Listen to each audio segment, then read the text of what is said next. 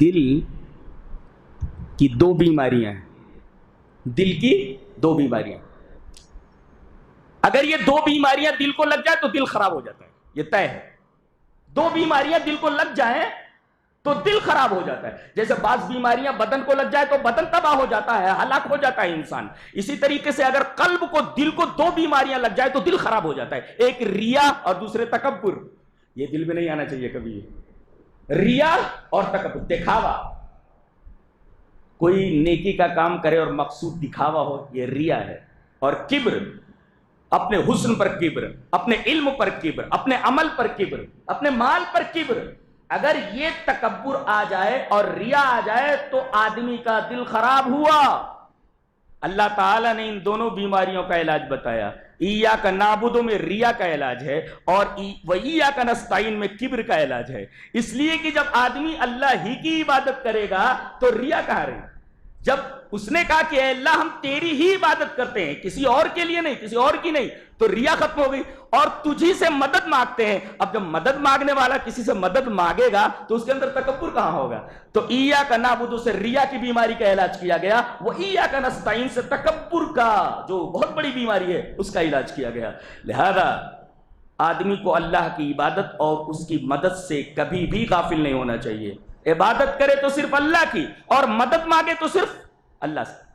آپ یہ کہہ سکتے ہیں، ایک سوال کر سکتے ہیں کہ بھئی مدد تو ہم دوسروں سے بھی لیتے ہیں، تو جاننا چاہیے کہ مدد لینا دو طریقے کا ہوتا ہے، ایک ما فوق الاسباب، ایک ما تحت الاسباب۔ میں اس بچے سے بول رہا ہوں مجھے پانی دو، مجھے پانی دو، پانی مانگ رہا ہوں نا، یہ ما تحت الاسباب ہے، اس لیے کہ وہ میری آواز سن رہا ہے اور پانی دے سکتا ہے۔ اب اسی طریقے سے ہم کسی مرے ہوئے آدمی کو پکارے کہ بابا میرا کام کر دیجئے، ظاہر ہے کہ یہ ما فوق الاسباب ہے، یہ ناجائز ہے اس طریقے کا پکارنا، اس طریقے کا مدد حاصل کرنا، اس طریقے کی مدد حاصل کرنا جائز نہیں ہے جو ما تحت الاسباب نہیں ہے، ما فوق الاسباب ہے۔ اب میں آپ کو سامنے دیکھ کر کے پکار رہا ہوں، آپ میری آواز سن رہے ہیں تو میں آپ کو پکارتا ہوں، یہ پکارنا جائز ہے۔ لیکن ایک آدمی بمبئی میں یہاں سے اس کو پکار رہا ہوں، ظاہر ہے کہ بیچ میں کوئی وسیلہ نہیں ہے، کوئی کنیکشن نہیں ہے، ظاہر ہے اس طریقے کا پکارنا شرک ہے، اس لیے کہ یہ اسباب سے ماورا ہے۔ تو اسباب کے تحت جو مانگنا ہو اس کی اجازت ہے، اس پر پوری دنیا قائم ہے، لیکن ما فوق الاسباب کسی سے مدد مانگنا، استعانت کرنا یہ حرام ہے، شرک ہے یہ۔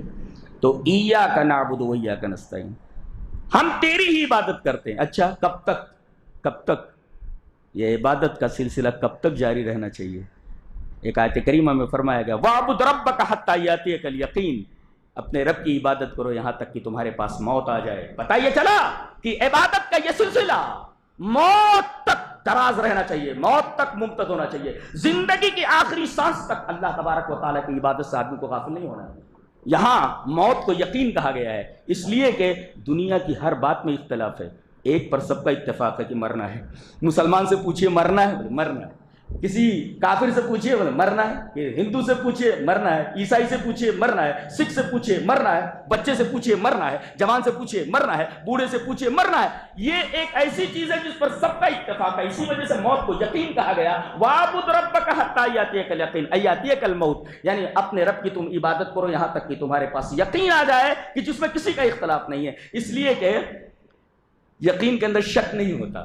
یقین کہتے ہی اس بات کو ہے جس کے اندر شک کی مخالطت نہ ہو، شک اس کے اندر نہ ہو۔ یہ ایاک نعبد و ایاک نستعین کا مطلب ہوا۔